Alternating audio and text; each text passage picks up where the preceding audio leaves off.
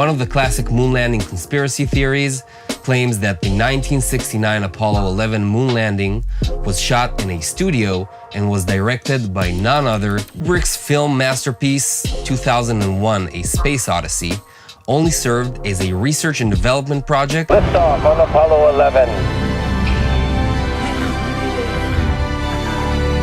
Teori konspirasi pendaratan di bulan, atau sering disebut teori hoax bulan terbaik, merupakan sebuah teori yang menyatakan bahwa manusia tidak pernah mendarat di bulan. NASA dengan cerdik membuat foto dan rekaman pendaratan di bulan di sebuah studio di Nevada. Pada tahun 1974, seseorang bernama Bill Kaysing menerbitkan sebuah buku berjudul We Never Went to the Moon, America $30 Billion Swindle. Isinya mengatakan bahwa Amerika telah memalsukan pendaratan di bulan. Hasil investigasinya didasarkan pada kejanggalan yang ada pada rekaman dan foto-foto yang dirilis oleh NASA. Sejak itu, teori konspirasi pendaratan di bulan lahir. Beberapa buku ditulis setelah buku Kaysing mengusulkan ide yang sama. Setelah itu, buku-buku atau situs yang membela pendaratan di bulan juga bermunculan. Namun, pembelaan itu tidak pernah dibahas sebanyak teori konspirasinya. Sebagai renungan mengapa dengan perkembangan teknologi yang semakin maju tidak ada misi lanjutan ke bulan atau misi keluar angkasa lainnya. Konon untuk mencapai bulan, para astronot harus melintasi sabuk radiasi Van Allen yang hampir tidak mungkin dilakukan. Sabuk itu terdiri dari partikel dan radiasi kosmik yang tertangkap oleh medan magnetik bumi. Menurut para pendukung teori konspirasi, tidak akan mungkin melintasi sabuk radiasi itu. Namun data menunjukkan lain. NASA telah memperhitungkan semuanya sebelum menerbangkan manusia ke bulan. Mereka menginvestasikan waktu dan uang yang tidak sedikit untuk meneliti risiko ini. Akhirnya mereka menyimpulkan bahwa radiasi itu hanya membawa risiko minimal. Butuh waktu sekitar 1 jam bagi Apollo untuk melewati sabuk radiasi itu. Total dosis radiasi yang diterima para astronaut akibat radiasi itu ternyata hanya 1 rem. Seseorang dapat mengalami sakit apabila mendapat dosis 100-200 rem dan kematian pada dosis di atas 300 rem.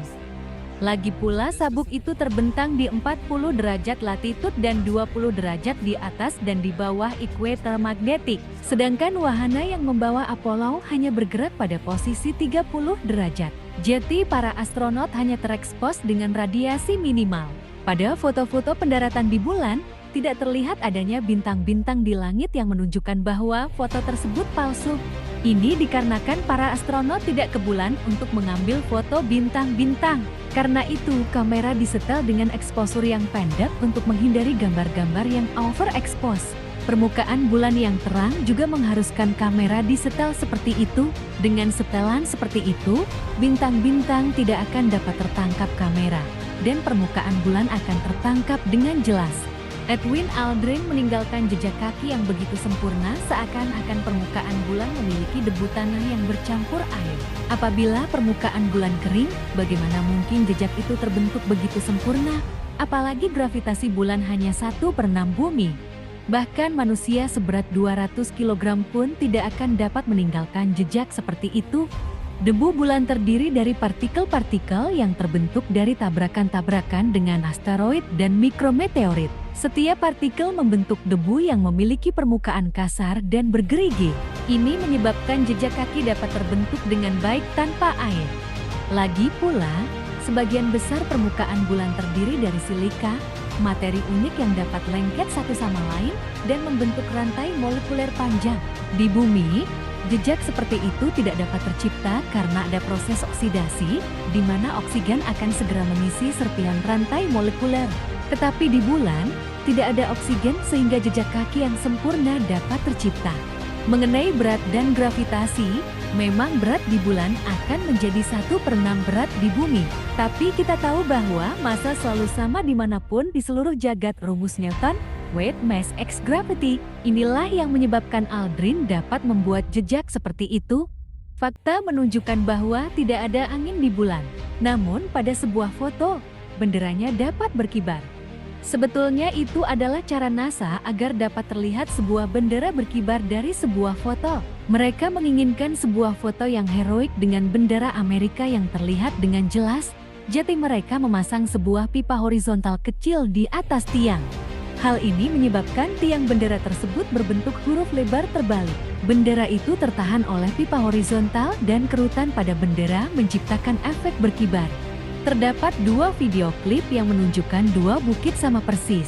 Padahal NASA mengatakan bahwa dua klip itu diambil di dua lokasi yang berbeda. Namun itu adalah sebuah kesalahan yang dilakukan oleh pemercaya teori konspirasi.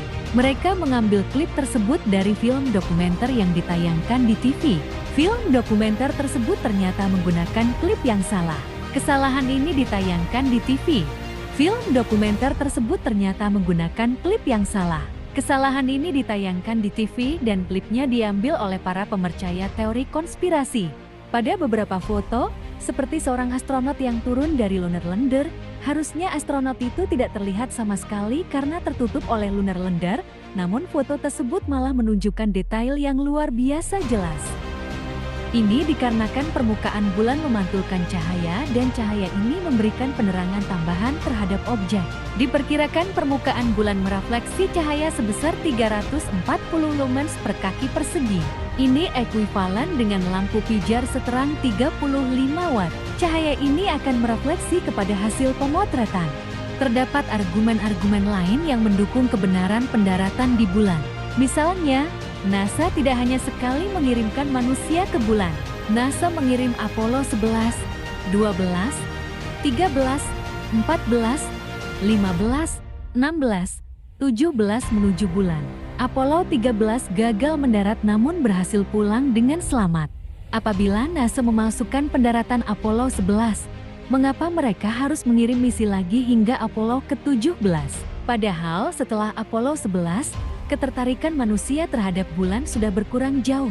Banyak orang yang percaya teori hoax bulan mengatakan mengapa setelah Neil Armstrong tidak ada lagi pendaratan. Ini adalah pernyataan yang menyesatkan. Sesungguhnya total astronot yang mendarat dan berjalan kaki di bulan ada 12 astronot, 2 astronot untuk masing-masing Apollo. Setelah 1972 tidak ada lagi misi ke bulan karena Amerika mengalami beberapa kali resesi yang menyebabkan anggaran NASA dipotong oleh pemerintah Amerika. Selain itu, para astronot membawa sampel batu bulan seberat 382 kg dengan lebih dari 2.000 sampel yang terpisah. Sampel-sampel itu saat ini diteliti oleh para ilmuwan di seluruh dunia. Adalah mustahil NASA mampu membuat batu bulan tiruan mengingat batu bulan memiliki karakteristik unik di mana ia terbentuk di lingkungan tanpa oksigen.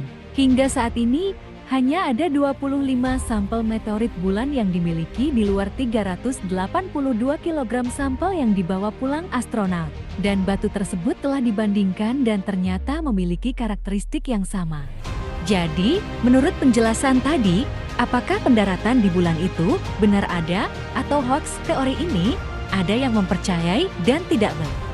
Terima kasih sudah menyimak sampai selesai video ini. Dan jangan lupa like, komen, dan subscribe agar tidak ketinggalan berita menarik di channel Kabar Semesta ini.